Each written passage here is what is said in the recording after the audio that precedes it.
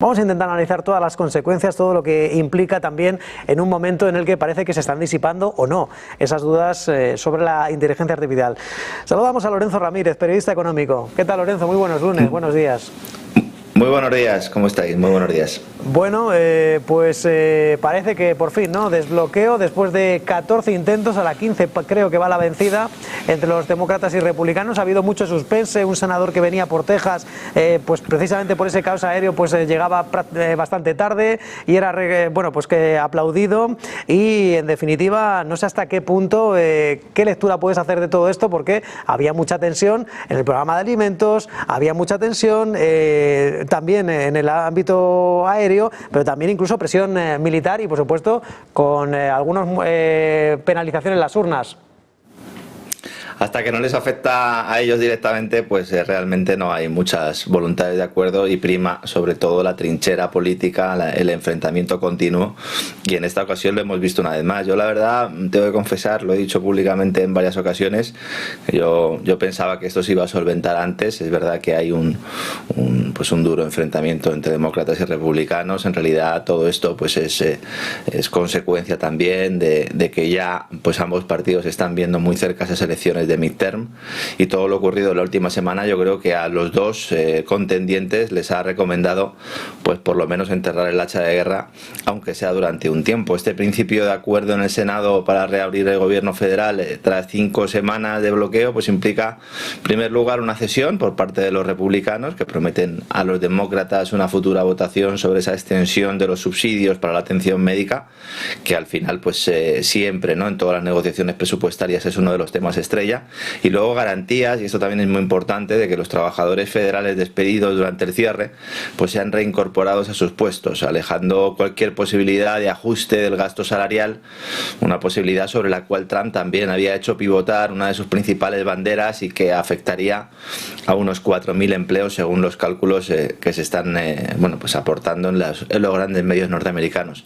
Aunque en realidad lo que más ha pesado ha sido esa presión del complejo militar industrial para salir de la parálisis en la que habían entrado varios proyectos, algunos pues prácticamente muy innovadores como los cazas de 7ª generación o los nuevos desarrollos de armamento, aún no licitados, aún no presupuestados por el Departamento de Defensa de Estados Unidos, a los que habría que sumar proyectos que ya estaban en marcha pero que sí se han visto afectados por la escasez de personal, y aquellos que presentaron sobrecostes. Esto es otro punto muy importante, es decir, hay proyectos aprobados, licitados y con asignación presupuestaria, pero que se pasan de presupuesto, y esos sobrecostes hay que cubrirlos, y si no se cubren pues evidentemente hay problemas en las cadenas de producción, y no son pocos, ¿de acuerdo? Esto suele ser también algo bastante común. Tampoco se ha podido continuar ante la ausencia de los fondos con otra serie de proyectos, y luego a todo ello también se suma la dificultad de las empresas del sector para cumplir con sus compromisos de envíos de armamento a Europa,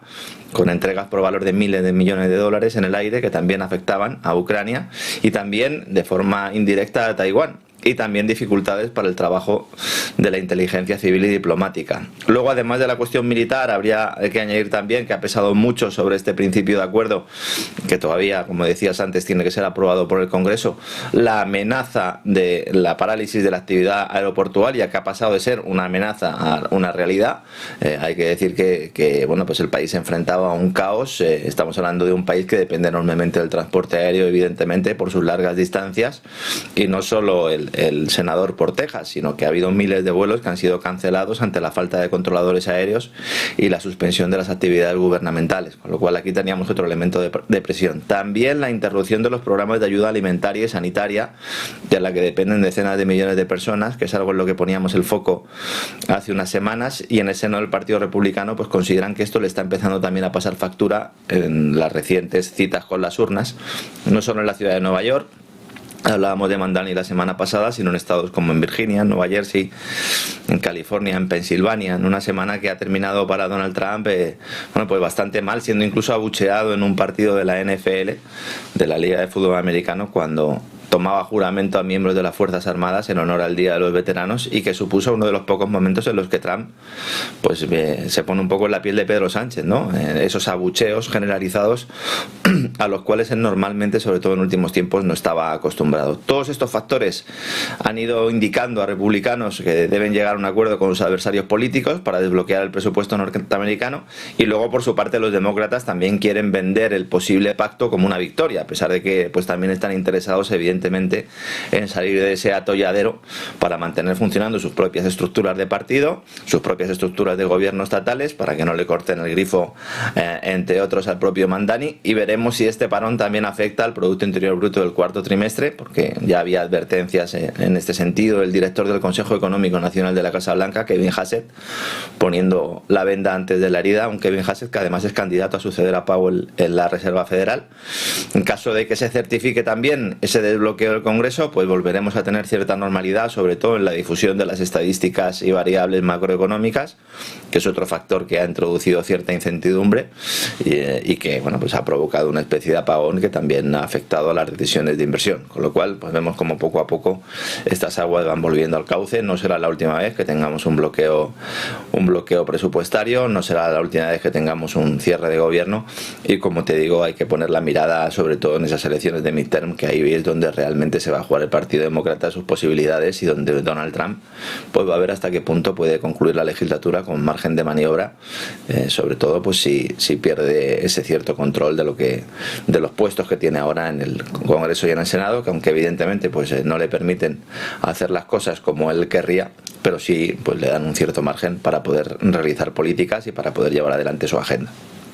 Los republicanos no han quemado esa carta, ¿no?, de la opción nuclear. Lorenzo, mientras tanto, pues vuelve el optimismo al mercado por ese acuerdo en el Senado, pero bueno, estamos viendo subidas en la plata y el oro, porque el dato de confianza de la Universidad de Michigan el pasado viernes pues fue bastante malo. Hay sombrías perspectivas sobre la economía estadounidense y, por si fuera poco, las elevadas valoraciones sobre la inteligencia artificial. No sé si esto va a ser un efecto champán, si va a servir para que tengamos optimismo toda la semana en las bolsas, porque de momento está todo en base a unas expectativas, ese CAPEX que todavía queda mucho para que se traduzca en beneficios, y además el mercado es que es muy impaciente con esto.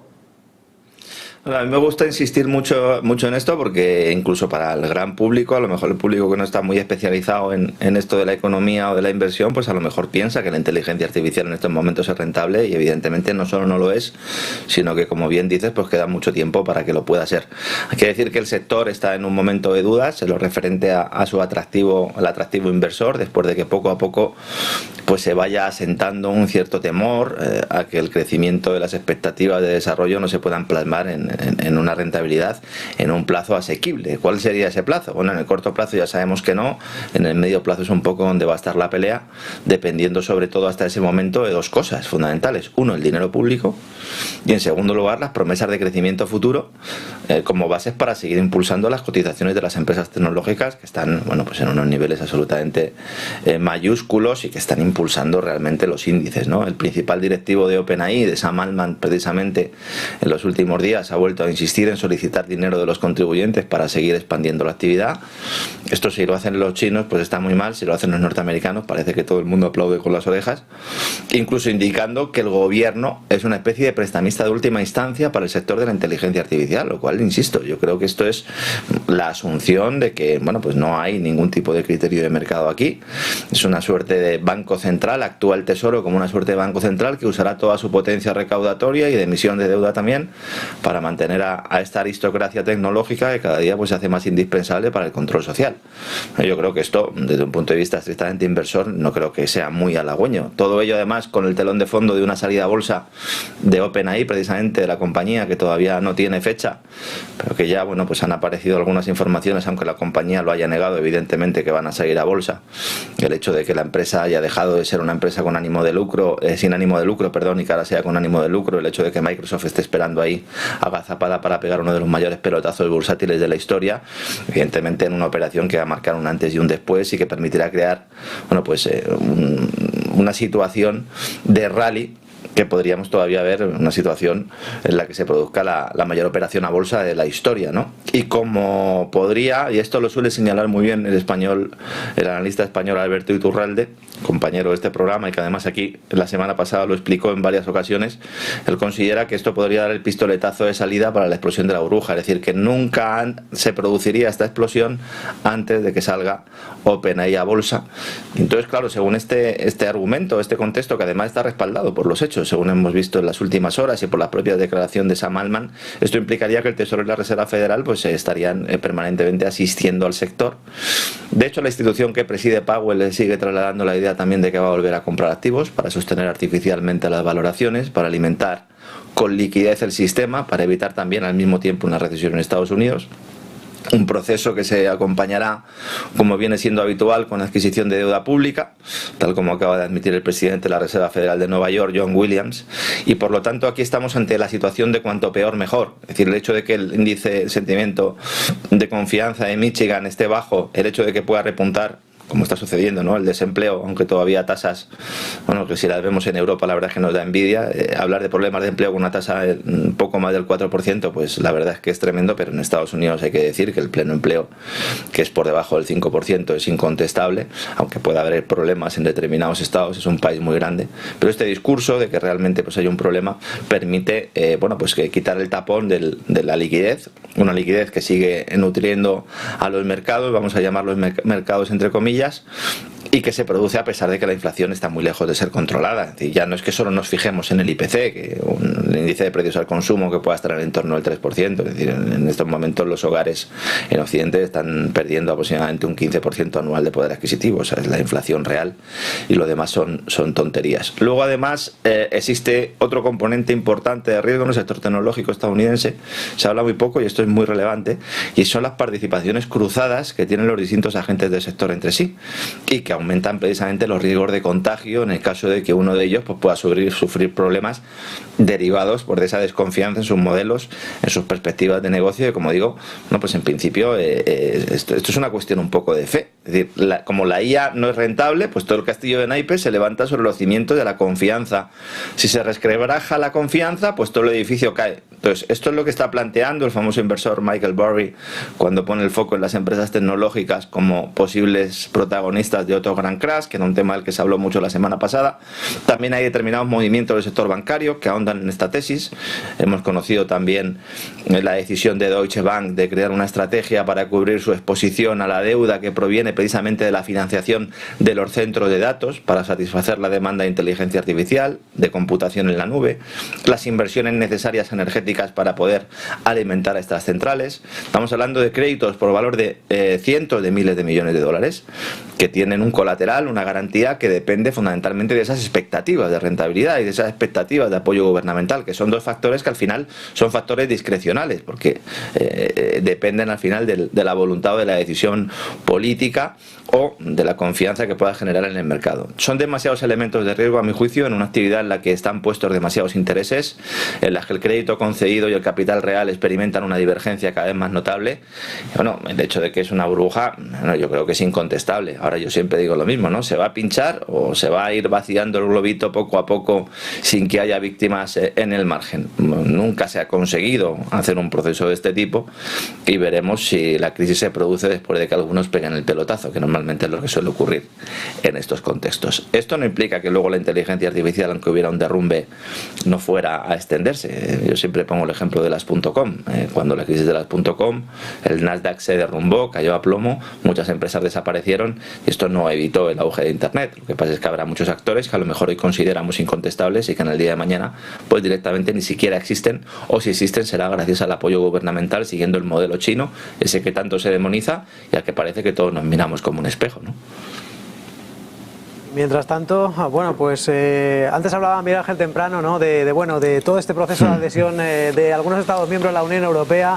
Uno de los que más está generando ampollas, generando urticaria en Víctor Orbán, lógicamente, la adhesión de Ucrania a la Unión Europea, y con esas advertencias, ¿no? Esta pasada semana sobre ese proceso de reformas, ojo con la corrupción o con algunas agencias, con algunas oficinas privadas, porque no obstante todavía Todavía se mantiene el proceso de adhesión a la Unión Europea de Ucrania.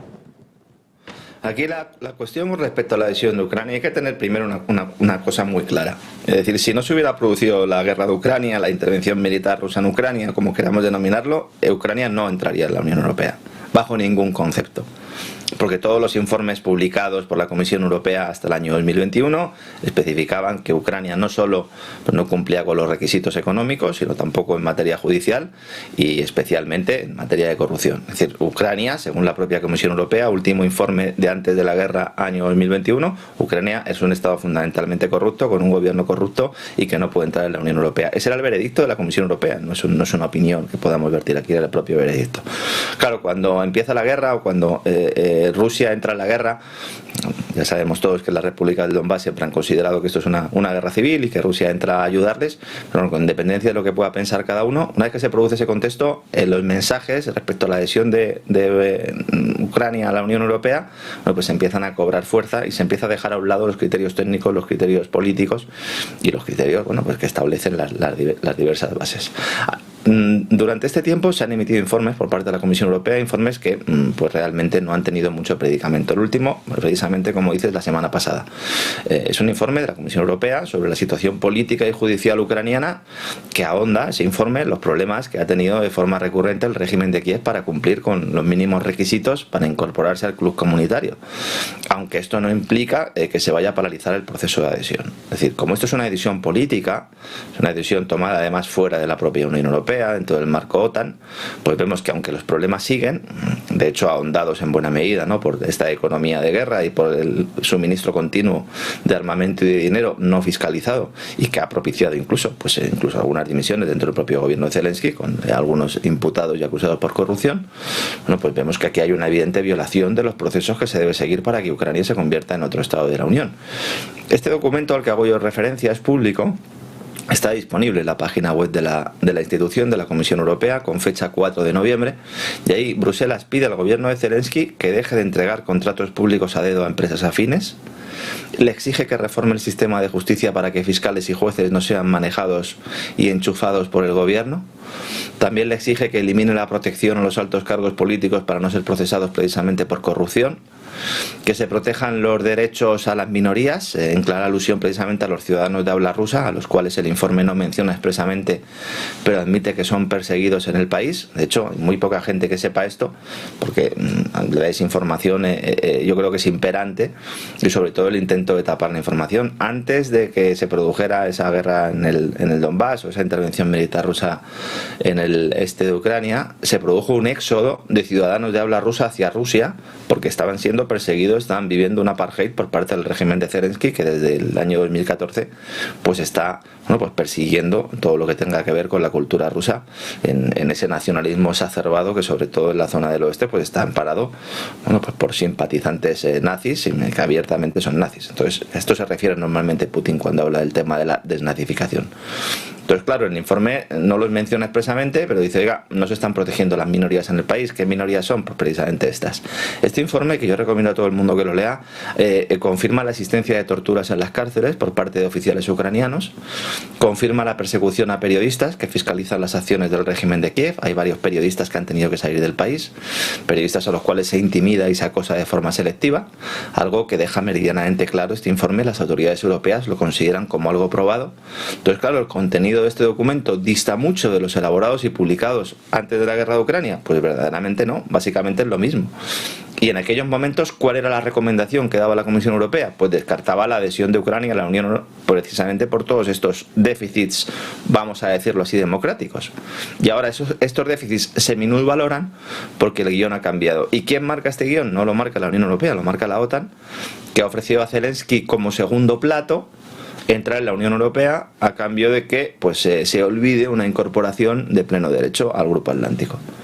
Aunque es muy posible que se diseñe una figura de asociado que no sea socio FETEN de la OTAN, sino una figura de asociado, similar a la puesta en marcha por los BRICS, para vender ante la opinión pública que Kiev entra en la asociación militar, lo cual permitiría a su vez seguir entregando armamento desde los países europeos, comprados a los americanos, permitiría emplear al país como un ariete contra Rusia, que es el objetivo desde hace mucho tiempo, junto a los países bálticos, junto a Polonia y junto a los estados del Ártico, que hemos visto, ¿verdad?, como también en las últimas semanas pues están tomando posiciones. En estos momentos el mayor obstáculo, como bien decías, para que el proceso de adhesión a Ucrania y la Unión Europea continúe es Víktor Orbán. Él se niega a dar luz verde a la entrada de un país cuyo gobierno está atacando infraestructuras energéticas de las cuales dependen los hogares y empresas de Hungría, a pesar de lo cual sigue suministrando gas y electricidad a Kiev, Hungría. Esto es algo que tampoco se suele mencionar y que también es importante. Y entonces, bueno, pues de momento Hungría sigue bloqueando la apertura de capítulos de adhesión a la Unión Europea con Ucrania, alegando preocupaciones económicas y de seguridad. Antes le preguntabas precisamente a Temprano, yo creo que esa idea que le planteabas es muy interesante, si las reuniones que mantiene Orbán con las autoridades norteamericanas, esa visita a la Casa Blanca, yo creo que es destacable, si va a facilitar que de alguna manera Orbán abra la mano. Bueno, en anteriores ocasiones ya ha sucedido. Es decir, Orbán, mediante una mediación de Meloni y de Trump, aunque rechazaba las sanciones europeas a Rusia, no votó en contra a cambio de que Hungría no tuviera que poner un euro al respecto, ¿no? Bueno, pues se podría dar lugar a una situación en la cual Hungría se abstuviera en un proceso de adhesión a la Unión Europea. Bueno, pues eso es lo que un poco está vendiendo Orbán, y de alguna manera ha conseguido ya pues un elemento importante, y es que se exima a Hungría bueno, pues de las penalizaciones por hacer negocios con las dos grandes petroleras rusas, al Lukoil y Rosneft, porque de esto sí que se viene Orbán con el acuerdo bajo el brazo, y realmente pues Hungría va a poder seguir haciendo negocios con estas empresas, de igual forma que los alemanes, que también tienen una exención a este respecto, aunque no se esté comentando. ¿Cuáles serían las consecuencias de una adhesión de Ucrania a la Unión Europea? Bueno, pues lo que generaría sería un terremoto en la asignación de fondos públicos. Habría que ver los países que tienen fondos de cohesión. También habría que ver toda la reasignación de los programas en relación con los fondos Next Gen, los créditos bajo el paraguas Next Gen, la asignación de presupuesto militar. Y lo más importante para países como España, como países para Francia e Italia, también para los del este de Europa, las entregas de fondos de la política agrícola común, que beneficiarán sobre todo a Ucrania en un sector, el primario, en el cual pues es pujante, y ya hace tiempo que ahí tomaron posiciones los grandes gigantes alimentarios norteamericanos y los grandes fondos de inversión, estimando que en algún momento se pueda producir este escenario. Según el Instituto Bruegel, prestigioso instituto alemán y que sirve además de fuente continua, ¿no?, de análisis para los prebostes de la Comisión Europea, estaríamos hablando de unos 100.000 millones de euros que cambiarían de manos y que servirían pues en buena medida para pagar favores a costa, insisto, de perjudicar a los actuales países de la Unión Europea. Mientras que no haya cualquier tipo de reforma en la Unión Europea que acabe con ese principio de unanimidad, que es el sueño húmedo de Ursula von der Leyen en las votaciones, pues Hungría podrá hacer valer su posición, Hungría y otros países. Pero bueno, existe la posibilidad, como te digo, de que se pudiera abstener la propia Hungría y así pues dar el visto bueno, por lo menos para que se inicie un proceso que durará una serie de años, y veremos también cuál es el próximo gobierno ucraniano, porque Zelensky también se le ha exigido convocar elecciones y ese es otro proceso que debe producirse. Es decir, Zelensky nunca sería el presidente de un país, de una Ucrania dentro de la Unión Europea. Al final son demasiados elementos, demasiados factores que hay que tener en cuenta y que es difícil que se solucionen también en el corto plazo. Bueno, las compras de crudo y de gas natural a Rusia, que no solo es en el este de Europa, también en el sur de Europa, España, sí, que vía el gasoducto de Argelia se supone que compra crudo o gas por parte de Argelia, pero parece que Lorenzo, Marruecos revende diésel de dudosa procedencia, o mejor dicho de otro modo, directamente gasóleo ruso. ¿Sabes lo que pasa aquí? Bueno, yo creo que ya poco a poco la gente se va dando cuenta. Es decir, esto es la gran hipocresía. Tú no puedes amenazar a tu vendedor de que le vas a dejar de comprar a no ser que tu vendedor solo te vaya a vender a ti. Entonces, al final, ¿quién necesita más que se mantenga esa relación? Pues evidentemente estamos viendo cómo Europa sigue siendo dependiente en buena medida de los hidrocarburos rusos. En el caso del diésel es que además hay una prohibición. En el caso del gas no, todos los países pueden comprar gas a Rusia. Se quiere que a partir de 2027 pues esto esté prohibido en el marco de la Unión Europea también. La propia Comisión está impulsando mucho esto, pero sí se llegó a un acuerdo en el año 2023 para dejar de comprar diésel ruso, es decir, el producto ya refinado.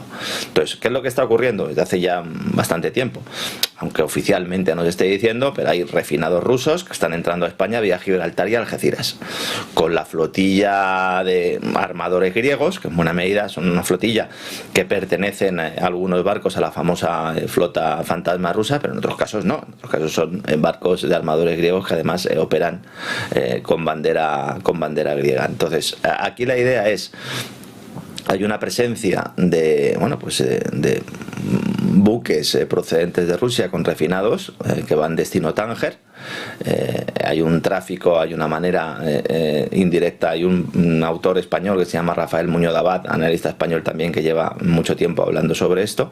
Hay muchos buques de esta denominada flota fantasma rusa en la zona y que también pueden generar un riesgo medioambiental, porque estos buques también en algunos de los trasvases de combustible pues pueden generar algún problema, sobre todo frente a las costas de Canarias, frente a las costas del sur de España. Hay que decir, yo siempre me gusta hacer esta precisión cuando hablo de la flota fantasma rusa, es verdad que hay muchos buques de esta flota que son buques antiguos, son buques viejos, pero hay otros que son nuevos. Es decir, no es que Rusia haya comprado lo peor que había en el mercado, Rusia ha comprado lo que había en el mercado, porque en el momento en el que necesita pues expandir su comercio de gas a través del gas natural licuado, a través de metaneros, porque los gasoductos se los destruyen, ¿no? En el caso de Nord Stream, o en algunos casos están sancionados, o en el caso del oleoducto Druzhba, ¿verdad?, también atacado por los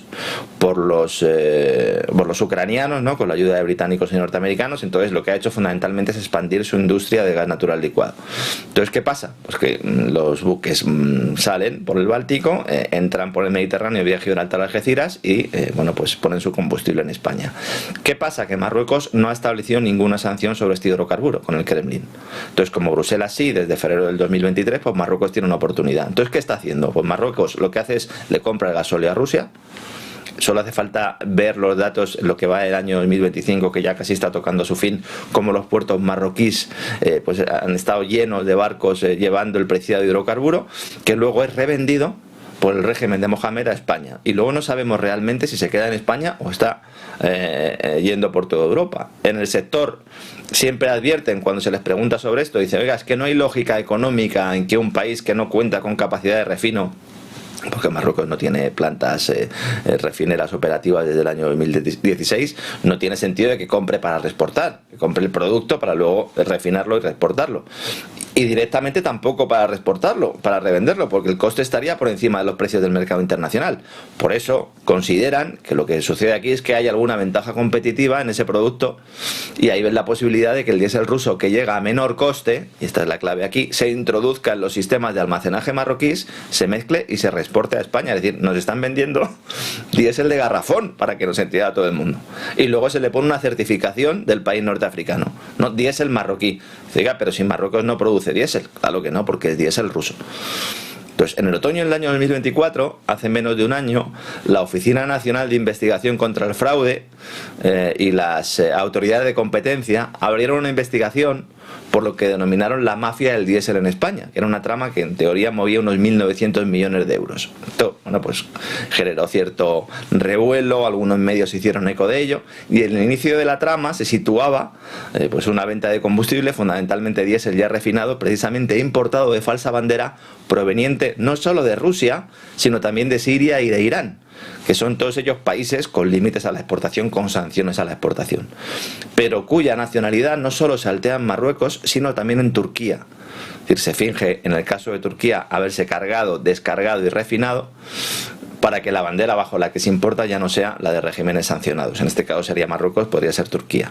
Al final, ¿esto en qué se traduce? En que un diésel que están comprando estos terceros países más barato, precisamente porque los rusos quieren colocarlo ante la imposibilidad de vendérnoslo directamente, se revende generando un margen en el intermediario y al final nos lo venden más caros. Pagamos más porque hay otros que se llevan la tajada de las sanciones.